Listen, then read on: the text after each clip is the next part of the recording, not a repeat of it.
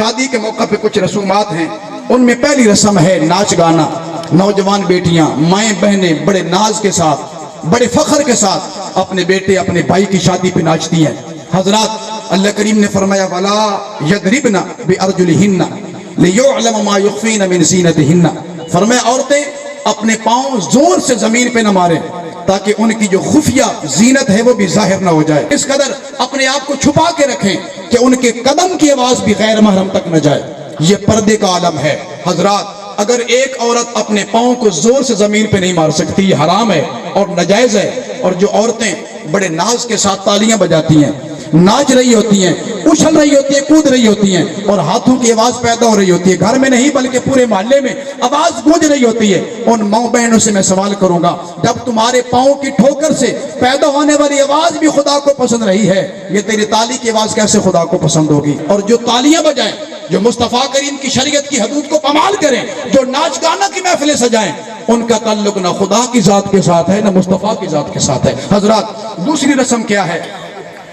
عورتیں جناب والا دلہا کو مہندی لگا رہی ہوتی ہیں، اور دلہا کی بہن لگائے تو بات سمجھ آتی ہے، ماں لگائے، خالہ لگائے، حالانکہ یہ جائز نہیں ہے، لیکن اگر وہ لگائیں تو ان کا اس کو ہاتھ لگانا جائز ہے۔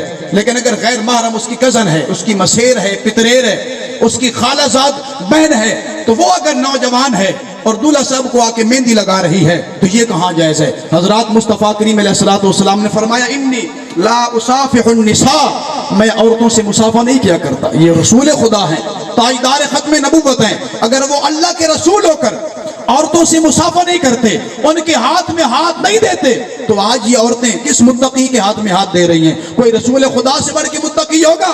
جو مصطفیٰ کے غلاموں سے کوئی بڑھ کے متقی ہوگا؟ حضرات میرے مصطفیٰ نے منع فرما دیا کہ کوئی عورت کسی مرد کے ہاتھ میں ہاتھ نہ دے، یہاں تک کہ استاد بھی اپنی شاگرد جو لڑکی ہے اس کے ہاتھ میں ہاتھ نہیں دے سکتا۔ پیر کامل بھی پردے میں اپنی مریدنی سے بات تو کر سکتے ہیں لیکن ہاتھ میں ہاتھ وہ بھی نہیں دے سکتے۔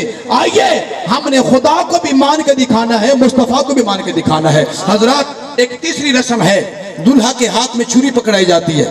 ایمان کی بہت بڑی کمزوری ہے، یہ چھری کیوں نہ پا رہے ہو؟ جن بوت آویندن دلہا صاحب اور مہندی لائی ودن تیواتی نہ جناب والا او پتنی اور کیشا میک اپ کی تو ہے، اس ویلے دلہا صاحب مہندی لا کے باہر نکل دن تے شیطان آویندن، جن آویندن تے چاہ کے لے ویندن۔ میں کہ سب تو وڈی ایمان دی کمزوری ہے۔ حضرت ابی بن کعب رضی اللہ تعالیٰ عنہ، آپ ایک بار ایک جن نپ لیا، جن پکڑ لیا، گرفت ہی لے لیا، اس کو پوچھیا تو شیطان ہی اس کہ ہاں میں غیر مسلم ہاں۔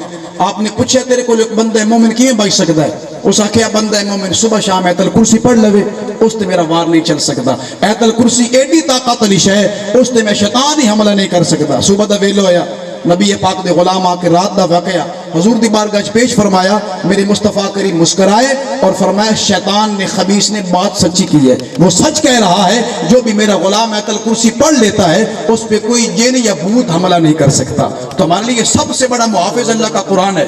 یہ چھریاں پکڑ لینا، یہ دلہا کے ہاتھ میں یہ پکڑانا، یہ ہندوؤں کی رسم تو ہو سکتی ہے، اور یہ سمجھ کے پکڑانا کہ اس کو جن بھوت لے کے جائیں گے، یہ ایمان کی کمزوری ہے۔ اور جو ایمان کا کمزور ہے اس کا خدا کے ساتھ کوئی تعلق نہیں ہوتا۔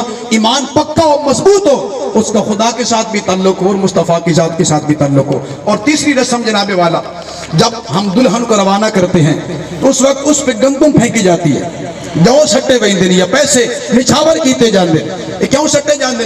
جنے جی اے نیک شگون ہے بھئی اس بچی دا اگلا گھر جڑا ہے وہ کنک نال بھرے راسی، جو نال بھرے راسی، کدی او دی کلوٹی جو دانے نہیں مک سکتے۔ حضرات اس دے مقدر چ اللہ نے جو لکھ دیتا ہے اتھے مل رہی ہے، اگا ہی ملنا ہے، اے تواڈے جو دی موٹ نال رزق نہیں ودنا، واللہ خیر الرازقین، رزق اللہ کریم دے رہا ہے۔ تو لہذا اس موقع تے جو سٹے جاندے گندم سٹی جاندی ہے، اے رزق دی توہین ہے، بے ادبی ہے، او دی جناب والا گستاخی کیتی جا رہی ہے، رزق دا ادب کیتا جاوے۔ میرے مصطفیٰ کریم علیہ السلام اپنے کشانہ محبت تشریف لایا ہے، گھر دے اندر روٹی دا ٹکڑا موجود ہے، زمین تے میرے مصطفیٰ کریم نے اٹھایا، اونچی جگہ تے رکھیا اور فرمایا عائشہ یہ رزق اللہ کی عطا ہے، اس کا ادب کرو، اس کا احترام کرو، جب یہ کسی قوم سے روٹ جاتا ہے پھر دوبارہ نہیں آتا۔ حضرات یہ رزق کی بے قدری، اس کی توہین شادی کے موقع پہ یہ بھی رسم ہے، اس کا بھی شریعت مطالعہ سے کوئی تعلق نہیں ہے۔ اور دوسرا دلہن کی تیاری، اس کا میک اپ کیا جاتا ہے، بالکل کیا جائے۔ عورت کا سجنا سنورنا سنگھار کرنا مرد کے لیے، اپنے خامد کے لیے، شوہر کے لیے ضروری نہیں بلکہ بہت ضروری ہے. لیکن آج کی مائیں بہنیں بیٹیاں میک اپ کرتی ہیں جب بازار جائیں گی, جب فوتگی کے موقع پہ منہ ویکھڑ جاسے, جناب والا دوے دی شادی تے جاسے اتھے میک اپ, لیکن کرمالا سارا دن تھک کے آیا ہے, آدھی میں نیند رائی پہ اٹھائے میں نہ پیا, بلائے خبردار اس نے بلاونا نہیں, رات بڑی گزر گئی ہے. حضرات جہنمی عورت دی علامت ہے. میرے مصطفیٰ کریم علیہ السلام فرمایا جیڑی بندہ مومن دی عورت ہوئے اور جھگڑا کرے, فرمایا جس ویلے وہ جھگڑا کرے اپنے خامد دی بے قدری کرے, تو فرمایا کل اگر جس عورت نال جس حور نال اللہ نے دا نکاح فرمانا جنت دے اندر بندہ مومن نال او اتھو بے کے لعنت کر رہی ہوندی ہے, آدھی یہ تیرے تے خدا دی لعنت ہوئے, تیرے تے خدا دا عذاب نازل ہوئے, اے تا حیا کر ادب کر, اے عام نہیں سونے خدا دا بندے تے سونے مصطفیٰ دا سچا غلام ہے, اے کل میرا دلہا بننا ہے, کل میرا شوہر نامدار بننا ہے. حضرات اس تے خدا دی بھی لعنت ہوندی ہے, سونے مصطفیٰ کریم دی بھی لعنت. لیکن دلہن واسطے میک اپ, اس واسطے خوبصورتی سنگھار بڑا ضروری ہے.